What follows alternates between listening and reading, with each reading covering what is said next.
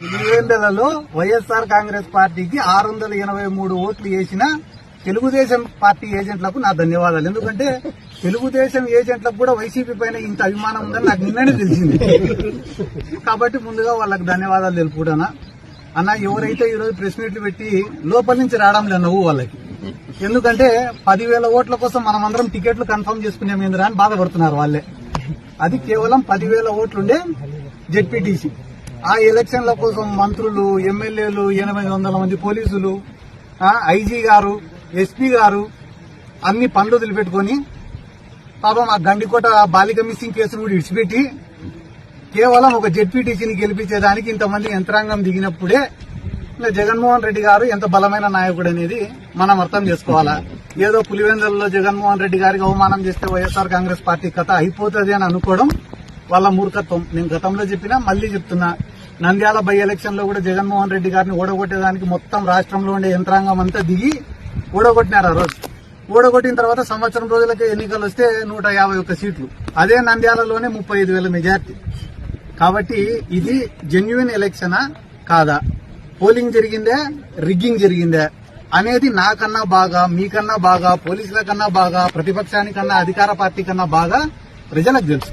పులివెందులలో వైఎస్ఆర్ కాంగ్రెస్ పార్టీకి 683 ఓట్లు వేసిన తెలుగుదేశం పార్టీ ఏజెంట్లకు నా ధన్యవాదాలు. ఎందుకంటే తెలుగుదేశం ఏజెంట్లకు కూడా వైసీపీ పైన ఇంత అభిమానం ఉందని నాకు నిన్ననే తెలిసింది.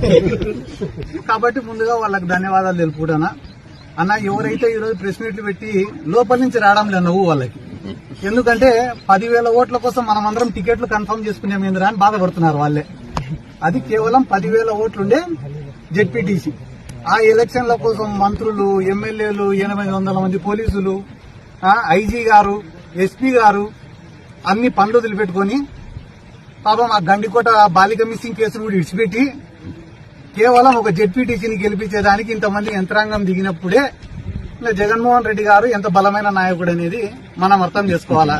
ఏదో పులివెందులలో జగన్మోహన్ రెడ్డి గారికి అవమానం చేస్తే వైఎస్ఆర్ కాంగ్రెస్ పార్టీ కథ అయిపోతుంది అని అనుకోవడం వాళ్ళ మూర్ఖత్వం. నేను గతంలో చెప్పినా మళ్లీ చెప్తున్నా, నంద్యాల బై ఎలక్షన్ లో కూడా జగన్మోహన్ రెడ్డి గారిని ఓడగొట్టేదానికి మొత్తం రాష్ట్రంలో ఉండే యంత్రాంగం అంతా దిగి ఓడగొట్టినారు. ఆ రోజు ఓడగొట్టిన తర్వాత సంవత్సరం రోజులకే ఎన్నికలు వస్తే 151 సీట్లు, అదే నంద్యాలలోనే 35,000 మెజార్టీ.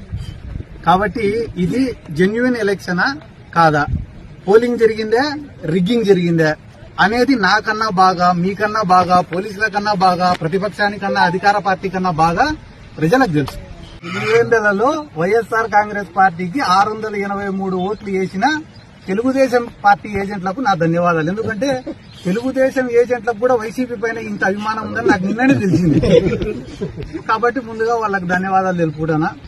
అన్న, ఎవరైతే ఈరోజు ప్రెస్ మీట్లు పెట్టి లోపల నుంచి రావడం లేదు నువ్వు వాళ్ళకి, ఎందుకంటే 10,000 ఓట్ల కోసం మనమందరం టికెట్లు కన్ఫర్మ్ చేసుకునే మీద అని బాధపడుతున్నారు వాళ్ళే.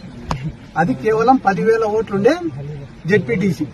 ఆ ఎలక్షన్ల కోసం మంత్రులు, ఎమ్మెల్యేలు, 800 మంది పోలీసులు, ఐజీ గారు, ఎస్పీ గారు అన్ని పనులు వదిలిపెట్టుకుని పాపం ఆ గండికోట బాలిక మిస్సింగ్ కేసును కూడా ఇడిచిపెట్టి కేవలం ఒక జెడ్పీటీసీని గెలిపించేదానికి ఇంతమంది యంత్రాంగం దిగినప్పుడే జగన్మోహన్ రెడ్డి గారు ఎంత బలమైన నాయకుడు అనేది మనం అర్థం చేసుకోవాలా. ఏదో పులివెందులలో జగన్మోహన్ రెడ్డి గారికి అవమానం చేస్తే వైఎస్ఆర్ కాంగ్రెస్ పార్టీ కథ అయిపోతుంది అని అనుకోవడం వాళ్ళ మూర్ఖత్వం. నేను గతంలో చెప్పినా మళ్లీ చెప్తున్నా, నంద్యాల బై ఎలక్షన్ లో కూడా జగన్మోహన్ రెడ్డి గారిని ఓడగొట్టేదానికి మొత్తం రాష్ట్రంలో ఉండే యంత్రాంగం అంతా దిగి ఓడగొట్టినారు. ఆ రోజు ఓడగొట్టిన తర్వాత సంవత్సరం రోజులకే ఎన్నికలు వస్తే 151 సీట్లు, అదే నంద్యాలలోనే 35,000 మెజార్టీ. కాబట్టి ఇది జెన్యున్ ఎలక్షనా కాదా, పోలింగ్ జరిగిందే, రిగ్గింగ్ జరిగిందే అనేది నాకన్నా బాగా, మీకన్నా బాగా, పోలీసుల కన్నా బాగా, ప్రతిపక్షానికన్నా, అధికార పార్టీ కన్నా బాగా ప్రజలకు తెలుసు.